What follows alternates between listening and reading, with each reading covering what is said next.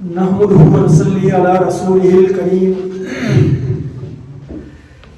اما بعد فاعوذ بالله من الشيطان الرجيم بسم الله الرحمن الرحيم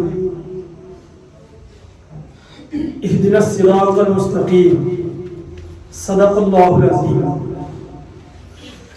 صبح ازل کے ماتھے سے طبقات کے دھبے دو ڈالو، صبح ازل کے ماتھے سے طبقات کے دھبے دو ڈالو، تفریق کے گندے نالے میں اشنان نہ کرنے دینا ہے. صدر مجلس اور انتہائی قابل احترام نوجوان دوستو، کسی بھی سماج میں رہنے والے انسان وہ خوشحالی سے ہمکنار ہے، وہ پرامن سوسائٹی کے اندر رہ رہے ہیں، ان کے اندر عدل و انصاف کا بول بالا ہے، اور وہ معاشرے اور سماج معاشی طور پر، سائنسی طور پر، ٹیکنالوجی کے لحاظ سے انتہائی ترقی یافتہ ہے. تو ایسا ہی سماج بنیادی طور پر عادلانہ سماج کہلایا جاتا ہے. اس کنٹیکسٹ میں ہم اگر اپنے سماج کو دیکھیں، وطن عزیز پاکستان کو دیکھیں، تو ہمیں بدقسمتی سے جن حالات کا سامنا کرنا پڑ رہا ہے، جس سوسائٹی اور سماج کے اندر ہم رہ رہے ہیں، ہم قطعی طور پر یہ نہیں کہہ سکتے کہ ہم ایک عادلانہ سماج کے اندر رہ رہے ہیں. ایسا سماج جس میں عدل و انصاف کا بول بالا ہے، اور اس عدل و انصاف کے نتیجے میں معاشی طور پر ہمارا معاشرہ، ہمارے عوام وہ خوشحالی سے ہمکنار ہیں، سیاسی طور پر وہ امن و امان کے حامل معاشرے میں رہتے ہیں، اور سماجی اعتبار سے اس معاشرے کے اندر انٹیگریشن اور وحدت ہے، اور اسی طریقے سے اس معاشرے اور سماج کے اندر مسلسل ترقی کا عمل جاری و ساری ہے، اور پورے کا پورا معاشرہ، یہاں کے تمام تر عوام شاہراہ ترقی کے اوپر آگے بڑھ رہے ہیں، سرخرو ہو رہے ہیں، اور دنیا کی اقوام کے اندر باوقار انداز میں ہمارا شہری وہ کھڑا ہو سکتا ہے. ہم آج بدقسمتی سے یہ نہیں کہہ سکتے، اس لیے کہ آج بھی 76 سال گزر جانے کے باوجود آج بھی ہمارا سماج، ہمارا معاشرہ، ہماری سوسائٹی اپنے تمام تر پہلو کے اعتبار سے زوال کی اتھاہ گہرائیوں کے اندر گرے ہوئے ہیں. کس چیز کا رونا رویا جائے میرے دوست؟ کوئی ایک پہلو بھی تو قابل رشک ہو جس کے اوپر فخر کیا جائے. پہلے دن سے لے کر آج تک سیاسی نظام ہمارا کیا رہا؟ آج تک ہمارے ملک کے اندر تجربات کیے جاتے رہے. آپ تاریخ اٹھا کر دیکھیں کہ ہمارے ملک میں نصف عرصہ براہ راست فوجی فوجوں کا تسلط ہمارے عوام کی گردنوں پر رہا ہے، اور وہ تسلط جو ہماری تزلیل کی علامت ہے، ہمارے معاشرے اور ہمارے سماج اور ہماری قوم اور ہماری تاریخ اس کے اوپر وہ قلم کے ٹیکے کی طرح ہمیشہ سجا رہے گا. وہ ہمارے سماج کے اوپر وہ تسلط وہ قائم کیا گیا، اور باقی بندہ جو نصف عرصہ ہے اس میں بھی نام نہاد لوٹی لگڑی جمہوریت کے پسند پردہ ہمارا غیر سیاسی غیر جمہوری قوتوں کا ہی تسلط اور قبضہ رہا ہے.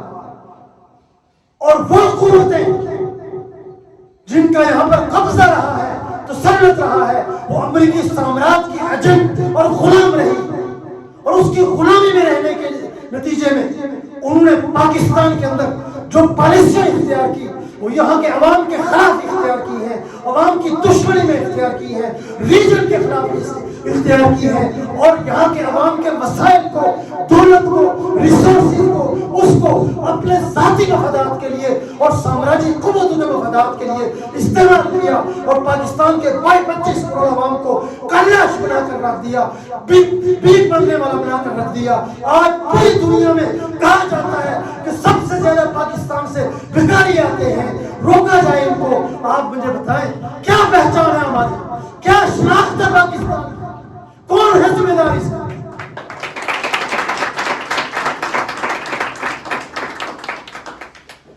اس کا ذمہ دار وہ نظام اور سسٹم ہے جو 76 سال سے ہمارے ملک کے عوام کے اوپر مسلط ہے۔ دنیا میں قومیں وہ پہچانی جاتی ہیں کہ ان کے اندر سے جو لوگ آتے ہیں وہ علم میں، نالج میں، شعور میں، ٹیکنالوجی پر دسترس میں اور معاشرے اور سماج کی ترقی کے اندر کردار ادا کرتے ہیں۔ پاکستان کے لیے تصور ہے کہ یہاں سے لوگ جا کر دنیا سے بھیک مانگتے ہیں، حکمران بھی بھیک مانگتا ہے، عام انسان بھی بھیک مانگتا ہے۔ اس ذلت کی عطا گرائی کے اندر ہماری اس قوم کو اس تصویر سے کس نے انقلاب کیا؟ وہ یہ سرمایہ نظام ہے، وہ مٹھی بھر طبقات ہے، چند سرمایہ دار ہیں، چند جاگیردار ہیں، چند جرنیل ہیں اور چند ججز ہیں اور چند نام نہاد الیکٹیبلز ہیں اور مذہب کے چند سوداگر ہیں۔ ان سب کا گٹھ جوڑ ہے جو پاکستان کے 25 کروڑ کے عوام کی عزت نفس کو، ان کے مفادات کا اور ان کے مسائل کا سودا کیا۔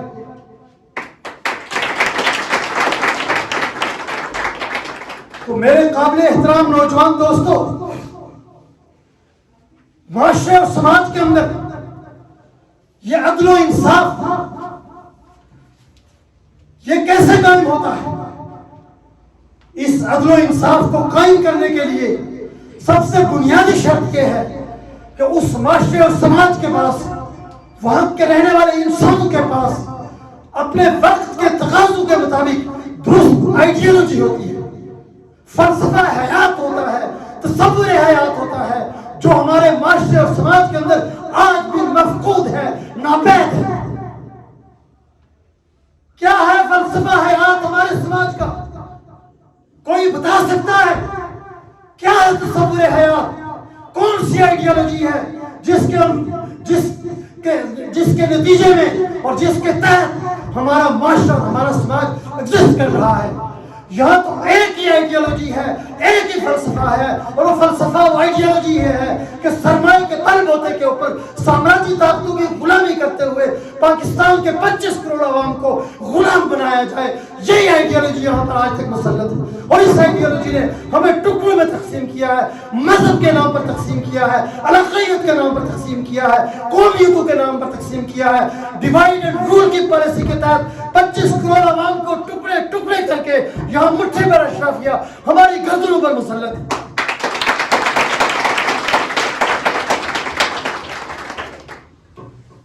تو میرے قابل احترام نوجوان دوستو، یہ جو صورتحال ہے اس میں یہاں پر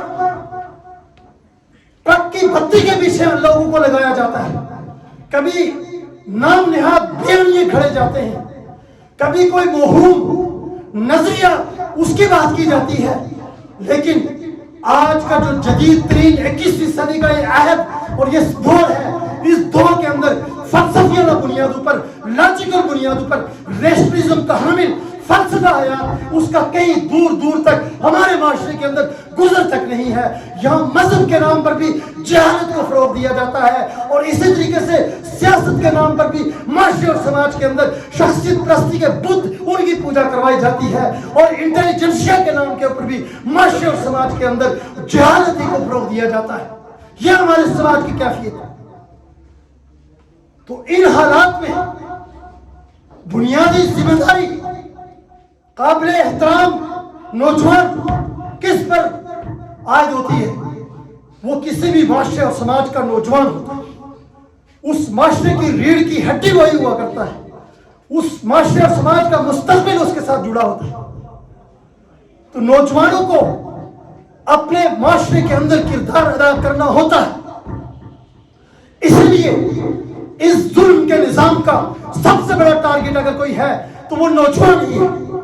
نوجوان کو تقسیم کر دیا لسانیت کے نام پر، علاقائیت کے نام پر، مذہب کے نام کے اوپر، قومیت کے نام کے اوپر، اور پھر اس کو جہالت کے اندھیروں کے اندر ڈبو کر اس کو تشدد اور دہشت کے راستوں پر چلا کر اس کی پوٹینشل کو قتل کیا گیا ہے۔ یہ سب سے بڑا ظلم ہے جو اس نظام نے اس قوم پر، یہاں کے عوام پر، یہاں کے نوجوانوں پر کیا ہے۔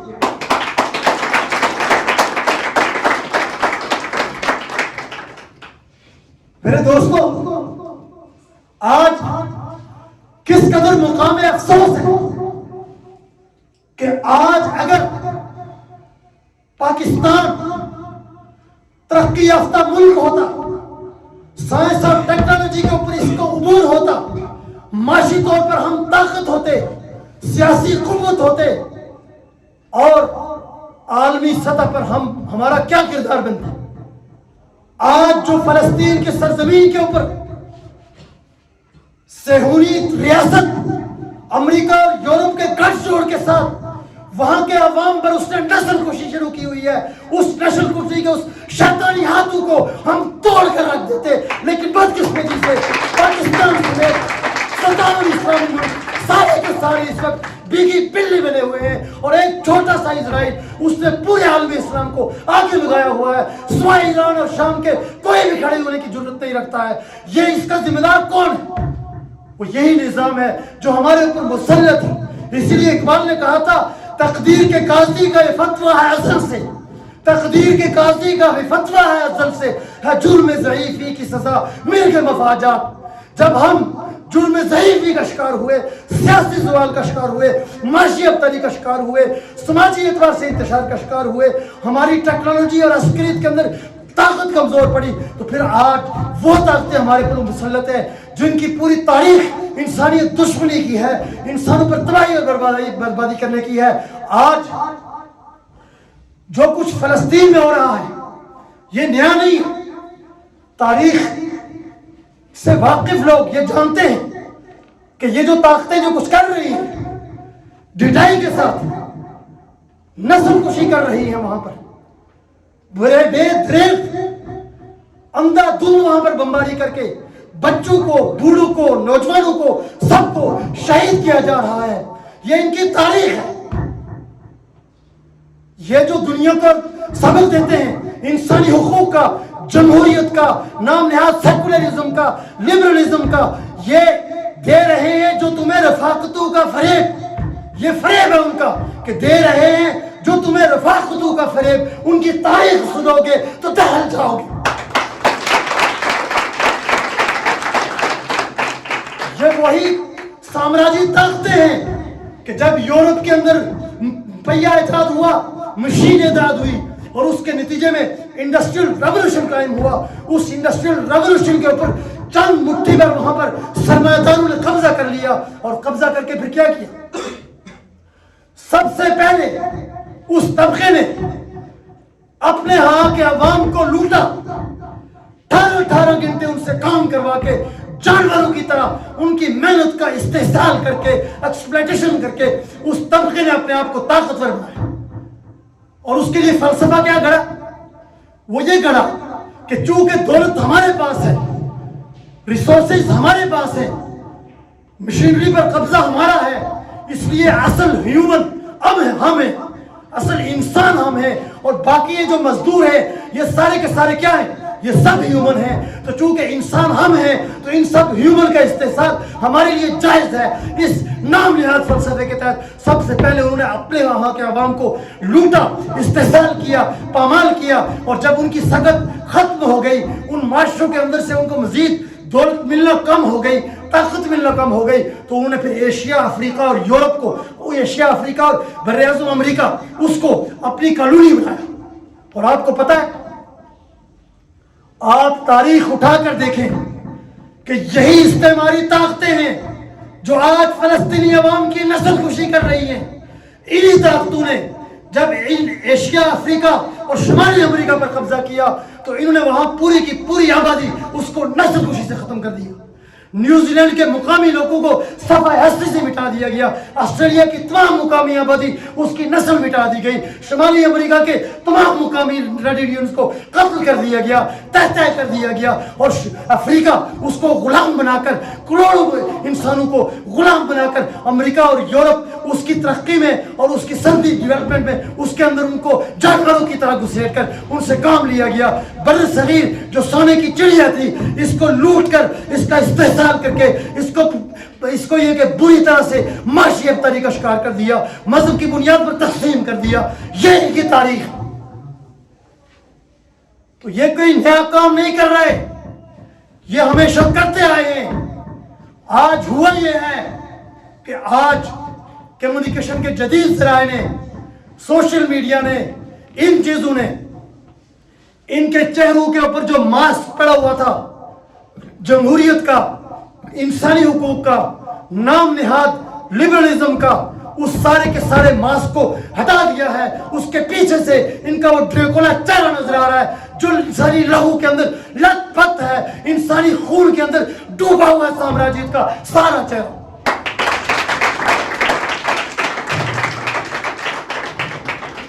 تو کہنے کا مقصد یہ ہے کہ ان استعماری اور سامراجی طاقتوں کا توڑ اور تریاق وہ باتیں نہیں, لاتوں کے بھوت باتوں سے نہیں مانا کرتے. ان کا توڑ اور تریاق یہ ہے کہ ہم سائنس اور ٹیکنالوجی میں ترقی حاصل کریں, معاشی طاقت بنے, سیاسی قوت بنے, اور پھر سماجی طاقت بنے, اور طاقت کے ذریعے سے, قوت کے ذریعے سے, ایڈوانسمنٹ کے ذریعے سے سامراجی طاقتوں کا دنیا پر سے غلبہ اور تسلط توڑ کر رکھ دے, اسے ریزہ ریزہ کر دے, ساری انسانیت کو پھر ہم آزادی دیں.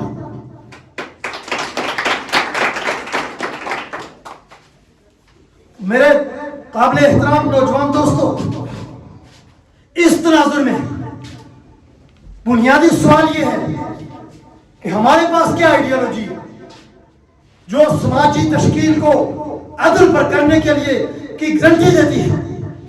ہمارے پاس اسی دھرتی, بر صغیر کی اسی دھرتی, اسی کے عظیم سپوت شاہ ولی اللہ کی فلسفی, جس کو آج کی پولیٹیکل سائنس کی لینگویج میں امام انقلاب عبید اللہ سندھی نے ٹرانسلیٹ کیا ہے, وہ آئیڈیالوجی جو لاجیکل بنیادوں پر ہے, جس کے اندر دنیا کا لیٹسٹ اور جدید ترین فلسفی اور نظام فکر موجود ہے.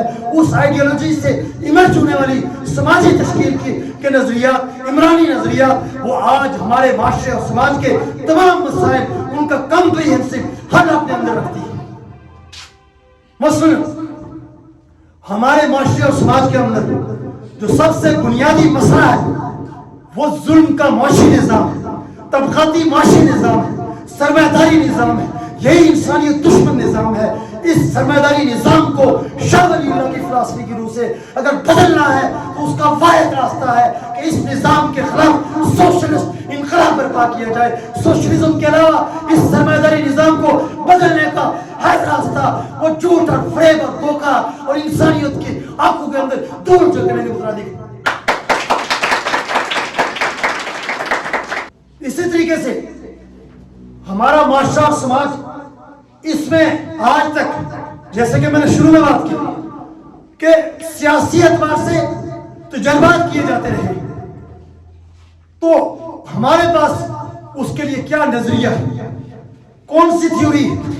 تو بنیادی طور پر بنی انسانیت نے اپنے ہزاروں سال کے ارتقاء کے نتیجے میں یہ طے کیا ہے کہ سماج کی تشکیل کا رائٹ, حق, اختیار صرف اور صرف اس سماج کے رہنے والے عوام کے پاس ہے, عام انسان کے پاس ہے, جس کو آج کی پولیٹیکل سائنس میں ڈیموکریسی کہا جاتا ہے. Government of the people, for the people, by the people. عوام کے حق حکمرانی کو قائم کیے بغیر کوئی معاشرہ ترقی نہیں کر سکتا, کوئی قوم ترقی نہیں کر سکتی. اس معاشرے اور اس قوم اور اس عوام, اس کو غلام بنانے والے نظام کبھی اس معاشرے کو ترقی کے راستے پر نہیں لے جا سکتے. اس لیے عوام کے حق حکمرانی کو قائم کرنے کے لیے بھی, یہاں پر جمہوریت کو قائم کرنے کے لیے بھی, اس ڈھکوسلا نظام, اس کو بدلنا یہی وقت کا مسئلہ ہے. اسی طرح سے میں نے آپ سے بات کی کہ یہاں پر इस सिस्टम ने तह दर तह तकसीम पैदा की, रिफ्ट पैदा की, डिवाइड एंड रूल की पॉलिसी के जरिए से मजहब के नाम के ऊपर, अलाकायत के नाम के ऊपर, लिसानियत के नाम के ऊपर हमारे लोगों को तकसीम किया, टुकड़े टुकड़े किया। और फिर आप देखें कि हमारा माशरा आज पोलराइजेशन का शिकार है, तकसीम का शिकार है। इस माशरे को किस आइडियोलॉजी की बुनियाद पर, किस नजरिए की बुनियाद पर इंटीग्रेट किया जा सकता है, मुत्तहिद किया जा सकता है? तो मेरे दोस्तों, शाह वलीउल्लाह के फलसफे के मुताबिक, उसके इमरानी निज़ाम के मुताबिक, हम समाज को इंसानी फितरत की गहराइयों से उभरने वाली जो मुश्तरक वैल्यूज हैं, जो तमाम मज़ाहिब ने पेश की हैं, उन वैल्यूज के ऊपर हम आज का सियासी और समाजी निज़ाम कायम करेंगे। तो वही जो तमाम इंसानों की फितरत की गहराइयों से उभरने वाली वैल्यूज है, उन्हीं वैल्यूज पर कायम होने वाला समाजी उस सोसाइटी और माशरे को इंटीग्रेशन से हमकिनार करेगा। और उसी को आज की ज़बान में सेकुलरिज्म कहा जाता है कि सेकुलरिज्म के बगैर आज कोई माशरा इंटीग्रेशन से हमकिनार नहीं हो सकता। इसी तरह कौमी तश्कील, आज तक हमारी कौम, हमारे नाम निहाद दानिश्वर, हमारे बूने सियासतदान, हमारी यह है कि इंटेलिजेंशिया, वो तामुक टोइयां मार रहे हैं अंधेरों में। हम कौम किस बुनियाद पर है? कभी कहा जाता है कि हम मजहब की बुनियाद पर कौम है। भाई, मजहब की बुनियाद पर कौम है तो बंगाल क्यों अलग हुआ? क्या जवाब है इस बात का? मजहब की बुनियाद पर कौम है तो आज अफगानिस्तान, जिसको हम स्ट्रेटेजिक डंक बनाते रहे 50 साल, और यहाँ पर एक जंग, यहाँ पर मुसलत की जो साम्राज्य यहाँ पर थी, वो आज हमारे लिए स्ट्रेटेजिक रिस्क क्यों बन गया? इसका कोई जवाब नहीं। मेरे दोस्तों, अगर मजहब की बुनियाद पर हम कौम हैं, ईरान कह रहा है मेरे से सस्ती गैस ले लो, हम नहीं ले रहे। क्यों नहीं ले रहे? वो तो हमारा पड़ोसी मुसलमान मुल्क है। वजह क्या है? वजह साम्राज्यिक कब्जा है इस मुल्क के ऊपर, जिसके तहत यहां पर फैसले वही होंगे जो अमेरिकी साम्राज्य चाहेगा। वो फैसले जो पाकिस्तान के अवाम के हक में निकले, जो रीजनल इंटीग्रेशन के हक में निकले, वो फैसले साम्राज्यिक ताकतों के लिए कतई तौर पर नाकाबिल कबूल। इसलिए हमारी इशराफिया वो फैसला करने की जरूरत तक नहीं करती। और फिर इसमें इबहामात है, कंफ्यूजन है। कभी यहाँ वन यूनिट का नाम निहाद तजर्बा किया गया, कौमों का यह कि इस्तेहसाल किया गया, और आज आप देख लें, आज तक पाकिस्तान के अंदर इस मसले को एड्रेस नहीं किया गया कि हम अपनी कौमी तश्कील किस बुनियाद पर करके हम यहाँ शमाल मगरबी हिंद में रहने वाले ये लोग ये इंटीग्रेट हो सकते हैं। शाह वलीउल्लाह की इमरानी आइडियोलॉजी के मुताबिक जब तक हम अपनी कौमी तश्कील, इस रियासत की कौमी तश्कील नेशनलिज्म के नजरिए पर नहीं करेंगे, हम कभी भी इंटीग्रेशन से हमकिनार नहीं होंगे। और नेशनलिज्म के नजरिए का मतलब यह है कि हमारी बुनियाद और असास इंडस सिविलाइजेशन है। इंडस सिविलाइजेशन की बुनियाद और असास पर यहाँ रहने वाले लोग सब मिलकर इस फेडरेशन का पार्ट हैं, और उसके अंदर जो ज़बानें हैं, जो सकाफतें हैं, जो नारंगियाँ हैं, उन सबको यकसा तौर पर फिलर्श होने का, फलने फूलने का बुनियादी और असासी राइट है, जिसको बदलना और जिस पर कब्जा करना किसी का भी हक नहीं। इसी तरह पाकिस्तान जैसा मुल्क जो एक फेडरेशन है, आज तक हमारे यहाँ ट्रू फेडरेशन कायम नहीं हुई। आपको मालूम है कि फेडरेशन हकीकी मानू में उसका क्या किरदार बनता है? आज अगर हकीकी मानू में यहाँ पर फेडरेशन कायम होती तो आज बलोचिस्तान के अंदर इंसर्जेंसी ना चल रही होती, वहां का नौजवान मिसिंग पर्सन ना कहलाता दुनिया में। अगर हमने ट्रू फेडरेशन कायम की होती, अगर हमने हकीकी मानों में फेडरेशन कायम की होती, तो सिंध के अंदर अलहदगी की सोच परवान न चढ़ती। अगर हमने हकीकी फेडरेशन कायम की होती तो खैबर पख्तूनख्वा के अंदर भी جو علیحدگی کی سوچ ہے, انتہا پسندی کی سوچ ہے, یہ کبھی بھی پروان نہیں چڑھ سکتی تھی. اس کو جواز ہم نے دیا کہ جو فیڈریشن یہاں پر بنائی گئی, اس فیڈریشن میں طاقت اور قوت ایک مٹھی بھر طبقے کے پاس تھی. پنجابی عوام بھی رو رہے ہیں, سندھی عوام بھی رو رہے ہیں, بلوچی عوام بھی رو رہے ہیں, پختون عوام بھی رو رہے ہیں, کشمیر اور گلگت بلتستان والے بھی رو رہے ہیں. ان کے مسائل پر, ان کی دولت پر, ان کے حقوق کے اوپر, ان کی حق خود اختیاری کے اوپر, ان کے شناخت کے اوپر آج کس کا قبضہ ہے, تسلط ہے, وہ یہ سسٹم اور یہ نظام ہے جس کی وجہ سے ہماری فیڈریشن آج سزک رہی ہے. اور اگر یہ صورتحال رہی تو خاتم مرہن 71 میں بھی ہم سے ایک حصہ الگ ہوا, مستقبل میں بھی حالات بہتر ہوتے ہوئے نظر نہیں ہے. شاہ ولی اللہ کی فلسفی کی روح سے جو ان کی عمرانی آئیڈیالوجی, ٹرو فیڈریشن کیا ہے کہ پاکستان میں کم و بیش 4 بڑی قومیں آباد ہیں, سندھی, پختون, بلوچ اور پنجابی. اور پھر کشمیر کو دیکھیں تو گلگت بلتستان اور ریاست کشمیر, اور ان قوموں کے اندر بھی داخلی تہذیبی اکائیاں موجود ہیں. یہاں پر یہ ایک ملٹی کلچرل اور ملٹی ریلیجس یہ سوسائٹی اور سماج ہے.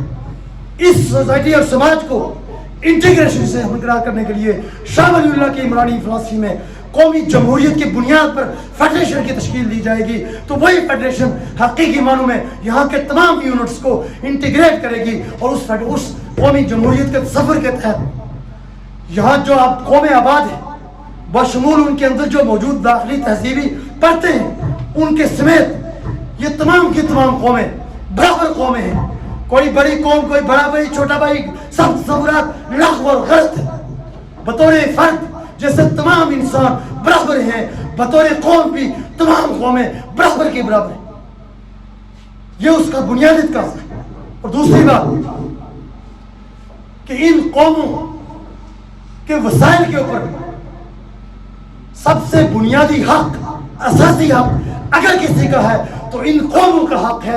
ان قوموں کے حق کو سلب کر کے کسی کو بھی طاقت کے بلبوتے پر ان کے وسائل پر قبضہ کرنا یہ قومی جمہوریت کی روح کے خلاف ہے. اور جہاں بھی یہ چیز قائم ہوگی وہاں پر کبھی بھی ٹرو فیڈریشن قائم نہیں ہو سکتی. اسی طریقے سے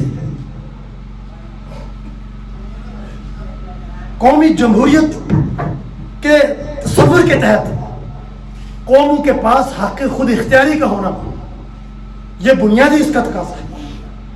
قوموں کے حق خود اختیاری کو سلب کر کے جو فیڈریشن ہوگی وہ فیڈریشن جبر کی فیڈریشن تو ہو سکتی ہے, لیکن وہ فیڈریشن والنٹری بنیادوں پر قوموں کی ول کے ساتھ وہ ایگزسٹ نہیں کر سکتی, اور پھر اس فیڈریشن کے اندر کبھی بھی مسائل وہ حل نہیں ہو سکتے.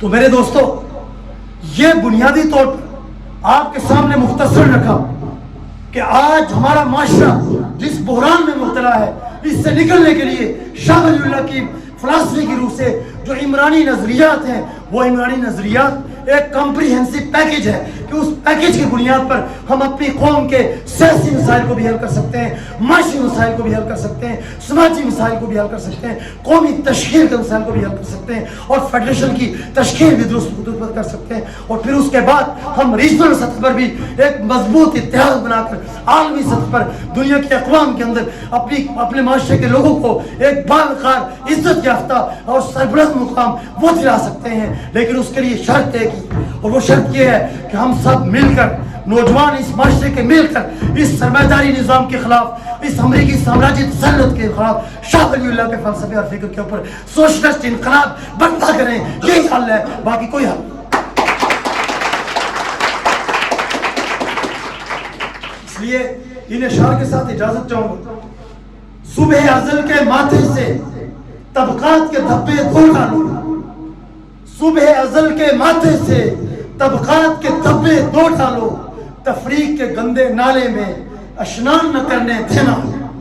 اور انسان کے بچے مرتے ہیں چند بھیڑیے جب بازاروں میں, انسان کے بچے مرتے ہیں چند بھیڑیے جب بازاروں میں اپنی جیبیں بھرتے ہیں. اور اسی طرح خیرات کی لمبی لائنوں میں تذلیل انسان بند کرو، خیرات کی لمبی لائنوں میں تذلیل انسان بند کرو. محنت جب کہ سانجی ہے تو روٹی پھر کیوں کھدی ہے؟ صبح ازل کے ماتھے سے تنخواہ کے دبے دو ڈالو.